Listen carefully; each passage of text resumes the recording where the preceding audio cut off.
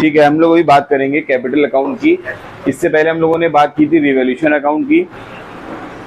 Revolution account में हम लोगों ने जब एडमिशन की बात कर रहे थे, एडमिशन ऑफ अ पार्टनर की, तो सबसे पहले रिवॉल्यूशन अकाउंट बनाते थे, जहां पे हम लोग ये देखते थे कि हम असेट्स जो भी या लायबिलिटीज जो भी इंक्रीज या डिक्रीज हुई उनको नोट डाउन करते थे। और हमने कई स्टेप्स बताए थे। इसके अंदर पहला स्टेप था रिवॉल्यूशन अकाउंट, दूसरा था कैपिटल अकाउंट। अभी कैपिटल अकाउंट पर्सपेक्टिव से बनता है किसके? पार्टनर के। ये ध्यान रखिएगा, ये अकाउंट किसका होता है? पार्टनर का। अब देखिए ये कैपिटल अकाउंट होता क्या है, इसको क्यों बनाते हैं, इसको पहले हम लोग यूं समझ लेते हैं, उसके बाद फिर हम लोग आगे बात करते हैं। मान लीजिए आपका घर कंस्ट्रक्शन हो रहा है, घर का कंस्ट्रक्शन हो रहा है। अब इस कंस्ट्रक्शन में जो भी लेबर्स आते हैं आपके पास, इसको एक्चुअली लेबरर्स कहते हैं, उससे आपने तय हुआ कि 500 रुपए पर डे आप उसको उसकी वेजेस देंगी। हाँ, कि 500 रुपए पर डे आपको अपने लेबरर्स को देना है। ध्यान समझिएगा, लेबरर्स ने कितने दिन काम किया? 10 दिन। और वो बाहर के थे तो वो आपके घर पे ही रुक गए थे, ऑन साइट वो रुक गए थे, थोड़ा झोपड़ी वोपड़ी बना के रहने लगे। तो वो सिर्फ खाने के आपसे रोज 100 रुपए पर डे आप उनको देना शुरू कर दिया, आपने, आप उनको पे कर रहे हैं। अब जब आपका 10 दिन बाद पूरा काम हो जाएगा तो वो कहेंगे मेरा हिसाब कर दीजिए। जब जो लेबर या लेबरर आपसे कहेगा हिसाब कर दीजिए, इसका मतलब वो डिमांड कर रहा है किसकी? कैपिटल अकाउंट बना दीजिए। कैसे बनाएंगे हम ये दिखाएंगे कि रिसीवेबल कितना है उसको? 500 रुपए इंटू 10 डेज, 5000 रुपए। हम ऑलरेडी पे कर चुके हैं कितना? 100 रुपए। 10 दिन के हिसाब से खाने के हमने उसको दिए थे 1000 रुपए। दैट मीन्स 4000 रुपीज क्या हो गए? पेबल। एम आई क्लियर और नॉट? कितने रुपए अभी और देना है? यही सेम कंसेप्ट है, यही कंसेप्ट है कैपिटल अकाउंट का, कि हम यहाँ पे देखते हैं कि हमने जो भी हमारे पार्टनर्स हैं उनको हमें एक्चुअली कितना देना था, मतलब उन्होंने हमारी जो फर्म थी उसमें कितना कंट्रीब्यूशन दिया था, तो जो इन द केस हमें कितना उनको देना चाहिए, और हम ऑलरेडी कितना दे चुके हैं इन फॉर्म ऑफ कैश और काइंड। हम देखते हैं आखिर में कि कितना बैलेंस है जो कि उनको पेएबल है देना या उनसे वापस लेने। उल्टा भी हो सकता है, 5000 रुपए देना थे लेकिन उन्होंने हमसे इतना एडवांस ले लिया, 6000 एडवांस ले लिया है, तो 1000 उनको जाने से पहले हम वापस मांगेंगे भी। तो दोनों केस हो सकते हैं, या तो हम लायबल होंगे देने के लिए या हमको रिसीव भी करने के लायबल हो सकते हैं। Am I clear? तो इसका जो प्रोफार्मा बनेगा वो कैसा है? डेट, पर्टिकुलर, मान लो पार्टनर है ए, बी और C is a new partner. In this case I am assuming that C is a new partner, और ये ए और बी क्या हो गए? ओल्ड। डेट अक्सर नहीं भी बनाई जाती है, अगर बना भी लेंगे तो कोई दिक्कत नहीं है।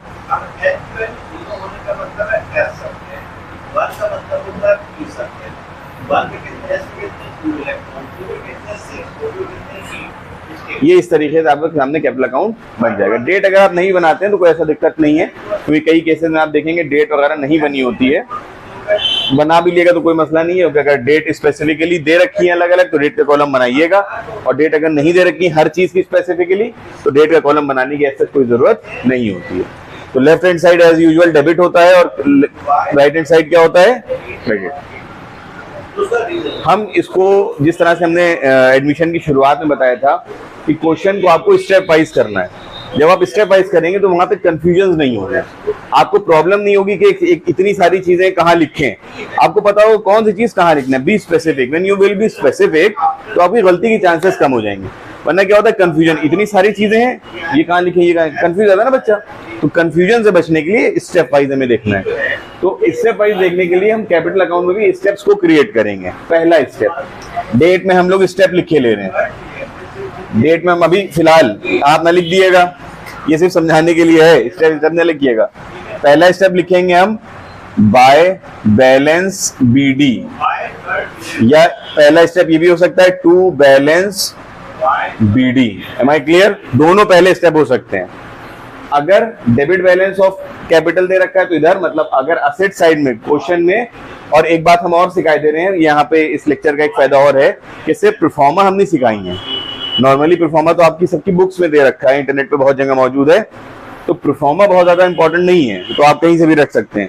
लेकिन हम जो इस यहाँ पे स्पेसिफिक चीज बताने जा रहे हैं वो ये है, यहाँ पढ़ने का फायदा ये होगा कि हम तुम्हें ये भी बताएंगे कि ये आइटम कहाँ देखने को मिलेगा, मतलब कहाँ होगा ये आइटम, तुम्हें ढूंढना नहीं पड़ेगा, सीधे वहां पे ढूंढो और यहाँ पे लिख दो, वरना तुम ढूंढते रह जाओगे ये कहाँ से लिखे, कैपिटल डेबिट वाली कहाँ है, क्रेडिट वाली कहाँ है, तो स्पेसिफिक हम होते हैं।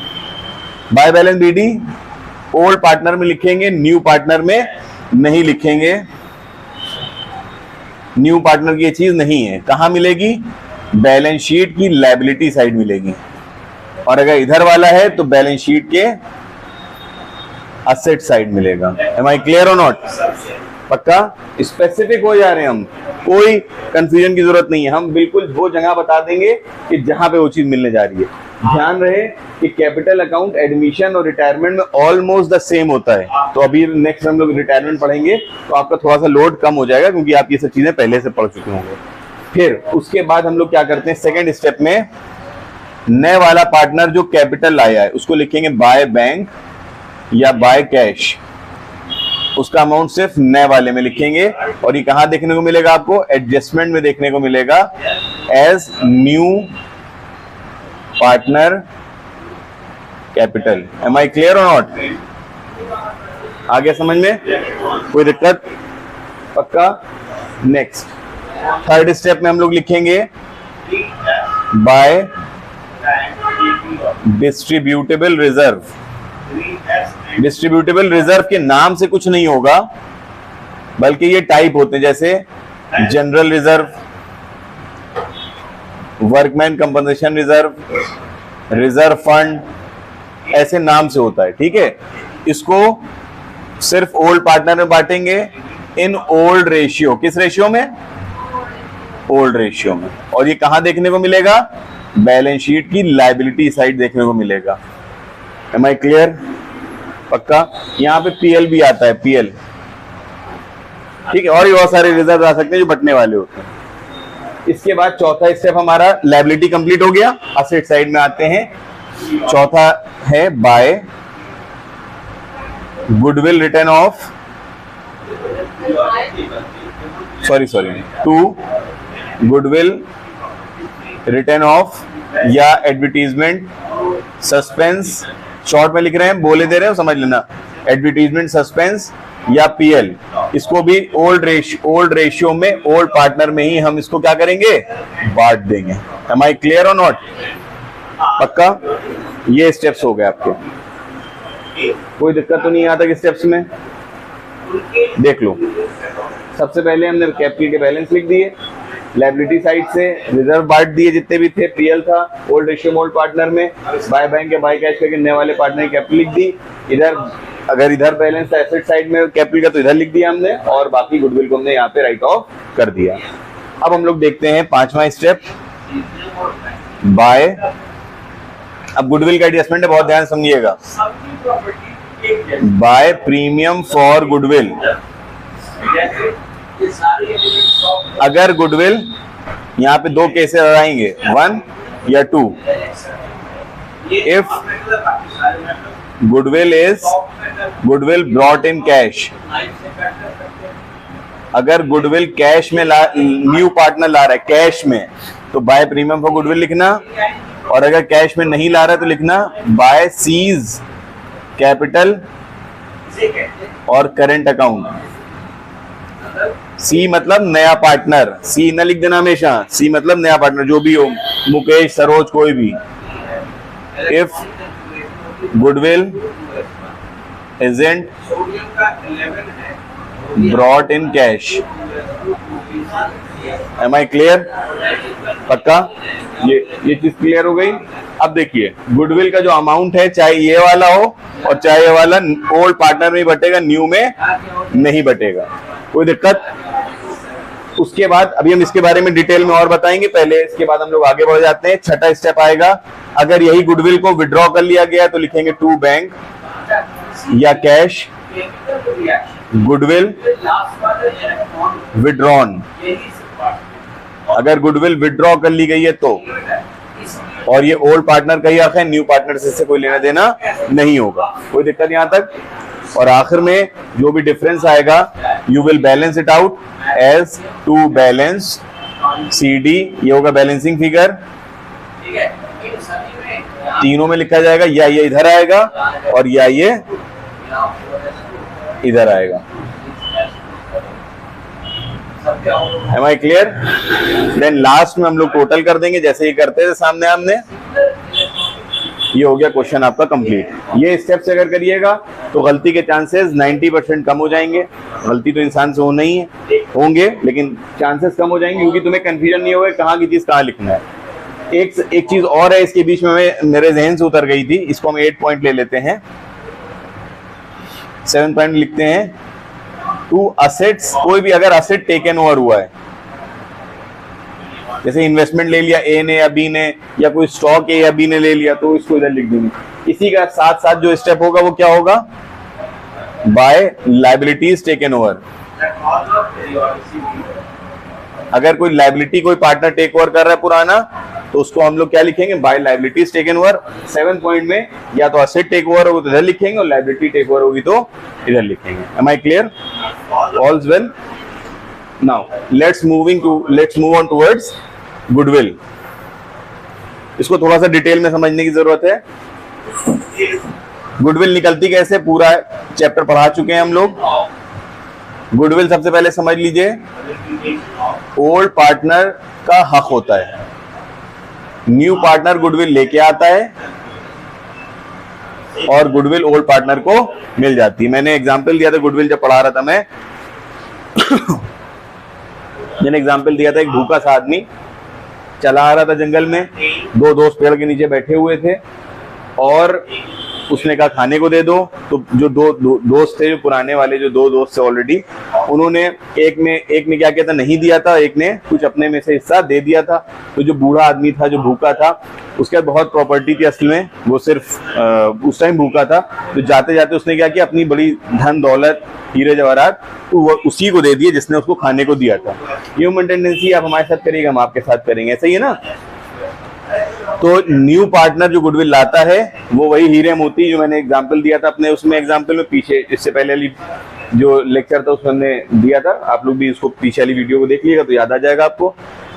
ये नया वाला पार्टनर भूखा था, तो ये ओल्ड पार्टनर उसको कुछ खिला रहे थे। जिस रेशियो में इन्हीं ने अपनी रोटियों को त्यागा था, सेक्रीफाइस किया था, उसी रेशियो में नया पार्टनर क्या करता है, पुराने वाले पार्टनर्स को अपनी गुडविल, अपनी धन दौलत दे देता है। तो गुडविल को हमेशा किस रेशियो में बांटते हैं, डिस्ट्रीब्यूशन किस रेशियो में होता है, सेक्रीफाइसिंग रेशियो में। किस रेशियो में, सेक्रीफाइसिंग रेशियो के बारे में जब हम रेशियो वाला चैप्टर हमने पढ़ाया था तो हम तुम लोगों को बताया था न्यू रेशियो ओल्ड रेशियो कैसे निकलता है। तो सेक्रीफाइसिंग रेशियो फॉर्मूला होता है old ratio minus new ratio.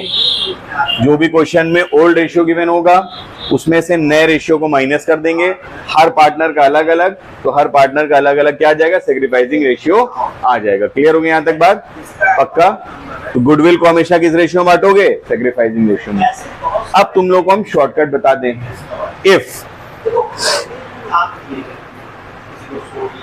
If new ratio is not given, अगर देखो फिर से मैं रिपीट कर दूं, गुडविल को हमेशा, कोई भी पूछे गुडविल को किसमें बांटते हैं, गुडविल को हमेशा किसमें बांटते हैं, सेक्रीफाइसिंग रेशियो में। तो इसका मतलब जो यहाँ गुडविल लेके आए हैं, अगर कैश में लेके आए तो सेक्रीफाइसिंग रेशियो में ए बी में लिख देना। वो गुडविल कैश में नहीं लाए अगर, तो यहाँ पे हम और लिख दें ताकि कंफ्यूजन ना हो। अगर गुडविल को कैश में लाए हैं तो बाय प्रीमियम को गुडविल करके ए और बी में सेक्रीफाइसिंग रेशियो में बांट देना। अगर गुडविल कैश में नहीं लाए हैं, जैसे निकालना सिखाई थी वैसे लाए, सुपर प्रॉफिट मेथड वो सब होते नहीं थे, तो गुडविल को लिखेंगे बाय सीज कैपिटल या करंट अकाउंट और ए और बी में सेक्रीफाइसिंग रेशियो में बांट देंगे।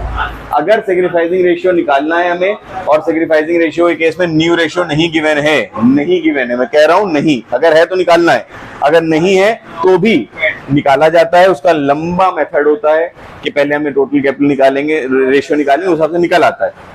लेकिन शॉर्टकट के लिए, मैं फिर रिपीट कर दूं, शॉर्टकट के लिए जब नया रेशियो गिवन ना हो तो तुम लोग सेक्रीफाइसिंग को इक्वल मान लेना ओल्ड रेशियो के, क्योंकि जिस टाइम पे तुम नया रेशियो अगर नहीं गिवन है तो सबसे पहला स्टेप क्या होता है? पहला स्टेप होगा न्यू रेशियो कैलकुलेट करो। कैलकुलेट करना होगा ना, इसका मेथड हो तो हम बता देंगे।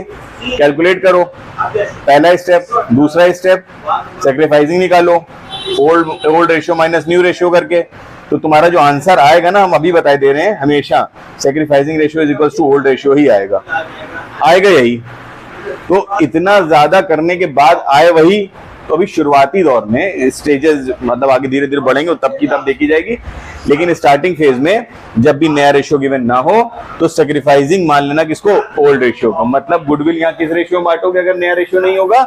ओल्ड रेशियो में। वो बट रहा होगा सैक्रिफाइसिंग ही में, लेकिन वो कहलाएगा क्या? सैक्रिफाइसिंग ही कहलाएगा, लेकिन उसका आंसर जो होगा वही ओल्ड वाला भी लिख दोगे तो सैक्रिफाइसिंग निकाल के जो आएगा तब भी वो वही रहेगा जो सैक्रिफाइसिंग में होता। क्लियर हो गया यहाँ तक बात? तो ये तुम्हारा पूरा परफॉर्मा है, इसको नोट डाउन कर लेना। और इसके बाद क्वेश्चन कैसे करते हैं अभी हम लोग उसके बारे में नेक्स्ट बात करते हैं।